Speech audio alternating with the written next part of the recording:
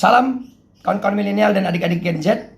Saya Riko Napitupulu, pendiri komunitas Pemuda Indonesia Maju, satu komunitas yang peduli terhadap isu tentang korupsi dan bahaya penyalahgunaan dan peredaran gelap narkoba yang sangat-sangat merusak negara kita, ekonomi negara, generasi, keamanan di negara kita. Sehingga kita sebagai kaum milenial dan Gen Z yang kurang lebih jumlah pemilihnya itu hampir 60% ya.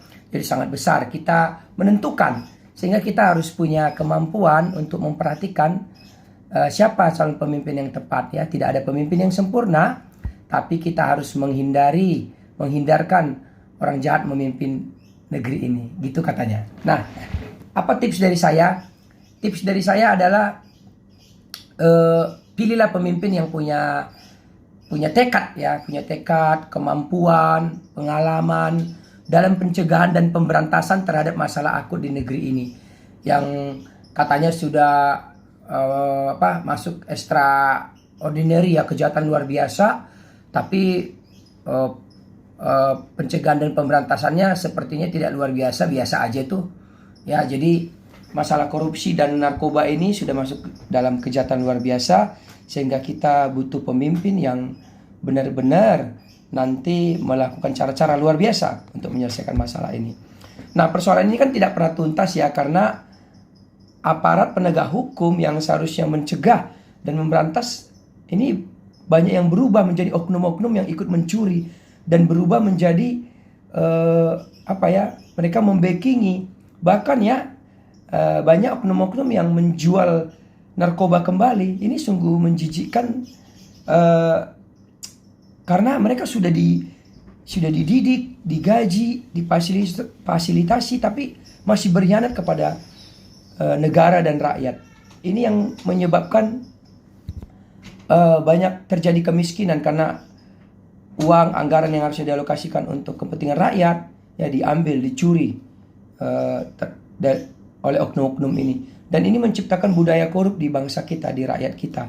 Dan masalah ini merusak banyak keluarga dan generasi penerus bangsa, karena apabila seseorang menjadi pengguna narkoba, menyalahgunakan narkoba, dan dia ketergantungan, adiksi, itu akan merusak jiwa dan mentalnya.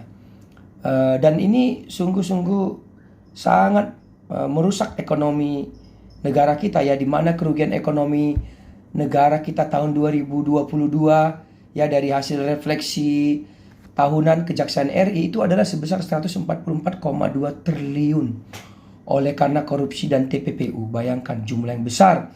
Dan kerugian ekonomi negara oleh karena narkoba ya, dari paparan Kepala BNN waktu sekitar tahun 2014 oleh Komjen Anang Iskandar ya, waktu itu sekitar bisa mencapai 63 triliun untuk sepanjang tahun 2014. Jadi jika ditotal ya, kerugian ekonomi negara oleh karena korupsi dan narkoba ini bisa sekitar 207 triliun untuk satu tahun. Uang itu begitu banyak ya. Jika itu 200,7 triliun itu dibagi per bulan, itu sekitar 17 triliun per bulan kerugian ekonomi negara itu hilang. Sekitar 5,6 T per hari kerugian uang yang dicuri dan potensi ekonomi yang hilang karena korupsi dan narkoba. Jadi ya, bahkan saya mau ajak kawan-kawan dan adik-adik agar lebih bisa merasakan bahaya ini, korupsi dan narkoba ini ya. Uang itu ya, jika dibelikan rumah seharga 500 juta itu udah bagus ya di daerah ya. Itu bisa membeli 10.000 rumah loh per hari untuk rakyat. Jadi negara itu gak perlu banyak lembaga, gak perlu banyak kegiatan program yang nyata-nyata aja. Nih langsung itu bisa dicegah masalah korupsi dan narkoba itu. Uang yang tadinya hilang oleh karena dicuri dan potensi ekonomi yang rugi karena tindakan-tindakan korupsi dan narkoba itu yang tidak dapat dituntaskan, itu bisa membelikan 10.000 rumah untuk warga setiap hari. Ya, bahkan jika dibelikan laptop harga 10 juta, itu negara mampu membelikan 500.000 laptop setiap hari untuk siswa-siswi. Ya, dan jika uang itu digunakan untuk memenuhi fasilitas umum itu ada berapa banyak fasilitas kesehatan ya, sekolah, kampus, transportasi umum, bahkan banyak membangun taman-taman kota dapat dibangun di kota terkhusus ya, di padat penduduk ya. Itu akan sangat membantu rakyat ya untuk mengalami refreshing, tempat-tempat yang nyaman dan aman untuk anak-anak ya, generasi penerus ya. Itu kan jikalau semua fasilitas itu ada lengkap karena uangnya tidak dikorupsi, itu kan dapat meningkatkan harapan hidup ya dan mencerdaskan kehidupan rakyat. Bukankah itu bagian dari suatu negara yang disebut negara maju? Jikalau fasilitas-fasilitas itu dapat dipenuhi oleh karena penyelenggara negara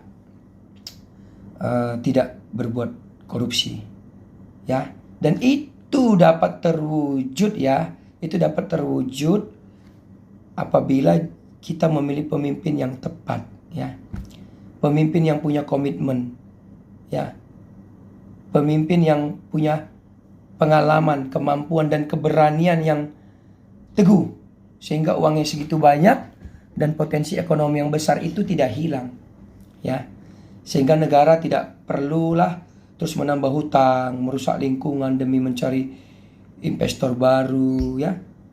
Jika tidak sungguh-sungguh diawasi ya, itu dapat mewariskan hutang yang banyak dan mewariskan alam yang rusak ya bagi kita, bagi generasi ya. Jadi jangan mudah percayalah jika hanya modal sentimen agama, suku ya, gimmick-gimmick ya, gemoy, muda, mewakili milenial dan Gen Z karena usia. No. Itu bukan prioritas, bukan kunci memilih pemimpin bangsa yang besar. Ya, tidak cukup cuma karena kita suka, penasaran, ya, cinta sama paslon, ya, apalagi cinta buta ya. Itu ya kalau sudah salah pilih kita tanggung sendiri ya. Ya, kalau kita salah pilih karena jatuh cinta itu kita tanggung sendiri akibatnya. Tapi ini soal masa depan bangsa, nasib hidup ratusan jiwa rakyat Indonesia. Ya, jika kita salah memilih pemimpin, ya itu dapat menghambat kemajuan negara dan kehidupan demokrasi. Kebebasan berbicara dan berpendapat, bahkan sampai urusan ya kesalahan, kehilangan nyawa pun bisa terjadi jika kita salah memilih pemimpin. Ya, itu karena apa gitu? Karena pemimpin itu juga nanti akan menentukan perang apa tidak begitu.